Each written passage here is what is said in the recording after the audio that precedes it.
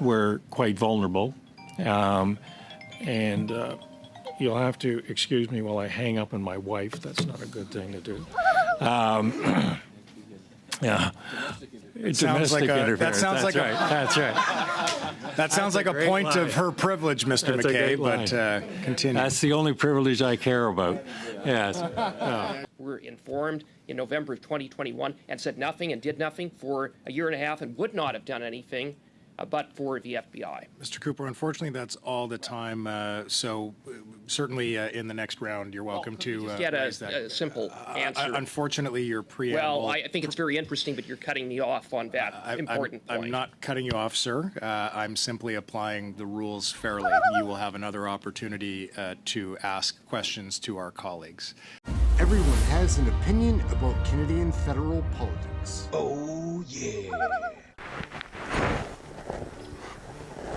Oh, sorry, guys. Just trying to figure out Canadian federal politics. Ha ha ha. So, Michael Cooper is a Conservative MP that I'm not sure how many people are aware of. He is a cowboy from Alberta, doesn't look or sound like a cowboy, but giddy up he is. And he demands answers and accountability in committee, similar to Larry Brock and Michael Barrett, Shannon Stubbs, Melissa Lantsman. He's one of those studs in the Conservative caucus. I'm not a Conservative, but I am leaning that way for the next election, that's for certain. Anyhow, let's check out Michael Cooper. He's a cowboy, giddy up. Go get him, Michael. Hey, colleagues, we will head into the first round of questions. Mr. Cooper, the floor is yours for 6 minutes. Thank you very much, Mr. Chair. Thank you, colleagues. The committee received a chronology of events from CSE. In the chronology, it states that CSIS issued a briefing on the Beijing-directed APT-31 cyber attack to 35 Government of Canada clients as early as November of 2021. I asked the director of CSIS who received this briefing. He has undertaken to provide this committee with a list, but he did say that as a general rule, quote, such a product would indeed be distributed to the PCO, and that would include the National Security and Intelligence Advisor, end of quote, of that of the Prime Minister. So what does it say to you about the fact that as early as November 2021, 35 Government of Canada clients, including likely the Prime Minister's own department, the PCO, were briefed about this cyber attack, but you and every other member of Parliament who was the target was kept in the dark? Whoever wishes to. Happy to respond to that. I think Mr. Cooper, you've hit the core issue. We were not on the distribution list, shall we say, and you know, the protocols at that time, 2 years ago, are frankly found to be inadequate, and I'm hoping that this committee will actually address that issue, because it's not acceptable that we are in the dark for the last 2 years. I'll just jump in on this. So you have, you know, information shared to government officials, you know, National Security Advisor, who, you know, as we read in Nan's COP report, withheld information from people that should be informed. That information should have been shared with us as individuals as a matter of attack. I think that when you look at the culture that exists within the Government of Canada on how they classify information, how they share information, especially when it comes down to foreign intimidation, and this APT-31 is nothing more than foreign intimidation again, that we have to be taking new protocols and how we deal with it. And so the National Security Advisor has to be a lot more aggressive in making sure that that information percolates through the system, and not just to the Prime Minister, but in this situation where it's involving members of Parliament, caucuses, you know, whether it's through caucus leaders and caucus chairs, that information should be distributed or individuals contacted directly. And I think that, you know, we need to make sure that we don't repeat these mistakes again.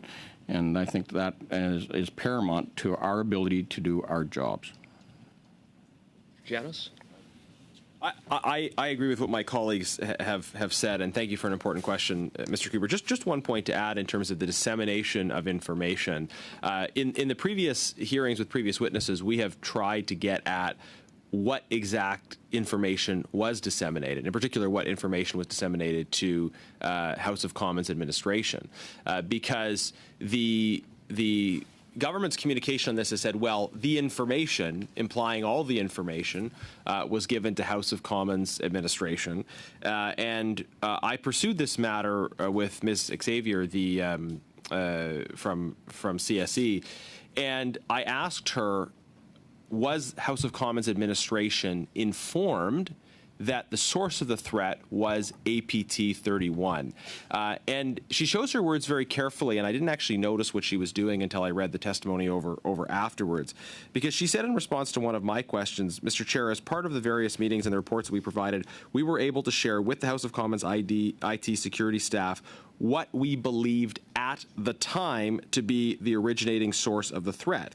But then I followed up and said, okay, so you shared with them that it was APT 31. And then at that point, she refused to answer. She said we should go in camera and various other points. So she said she shared what they thought was the source of the threat, but she never actually said that they shared that the source of the threat was APT 31. So there are big questions, and I think there's a little bit of sleight of hand being attempted by officials about what information was actually shared, especially with House of Commons administration.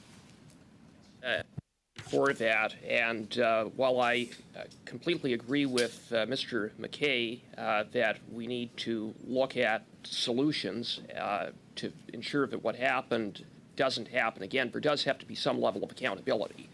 And to that end, the government has essentially washed its hands clean insofar as they have tried to place the blame squarely on House of Commons administration, and then when we begin to probe House of Commons administration, it seems to have fallen all on House of Commons IT, and yet 35 Government of Canada clients, including likely the Prime Minister's Department, the PCO, were briefed in November of 2021. That's more than a year and a half before you were finally briefed, thanks to the FBI.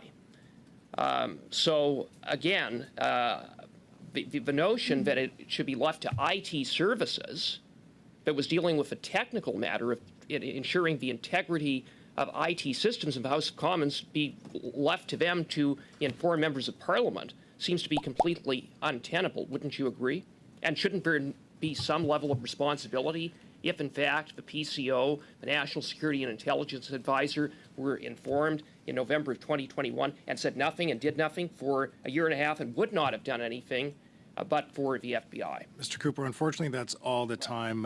So certainly in the next round, you're welcome to just get raise that. a simple answer. Unfortunately, your preamble. Well, I think it's very interesting, but you're cutting me off on that important point. I'm not cutting you off, sir. I'm simply applying the rules fairly. You will have another opportunity to ask questions to our colleagues.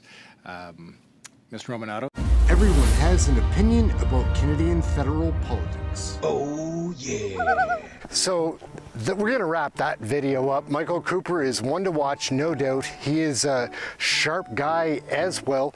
Doesn't get as much recognition as some of the top level conservatives in that caucus, but he should.